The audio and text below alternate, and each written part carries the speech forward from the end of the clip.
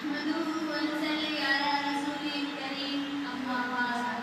मअज़्ज़ज़ सामीईन, ये मेरी बड़ी खुशकिस्मती है कि आप जैसे मअज़्ज़ज़ सामीईन के सामने एक इस्लाम के एक अहम रुकन ज़कात के बारे में कुछ कहने की तरफ़शाई करने जा रही हूँ। अल्लाह ताला का इरशाद है कि उन मुशरिकों के लिए बड़ी खराबी है जो ज़कात अदा नहीं करते और वो आखिरत की मुनकर है। ज़कात किसे कहते हैं, पहले उसे समझ लें। किसी मुसलमान के पास एक मुकर्रर मिक़दार में माल और दौलत और तिजारती सामान हो, वो हर साल हिसाब लगाकर अपने उस दौलत और माल और तिजारती सामान का 40वां हिस्सा गरीब और मजदूरों को दे। प्यारी माँ और बहनों,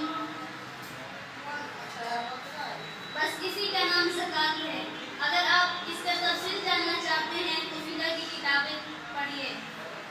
मोहतरम दोस्तों, आप शहरी हो या देहाती या कस्बाती, अपने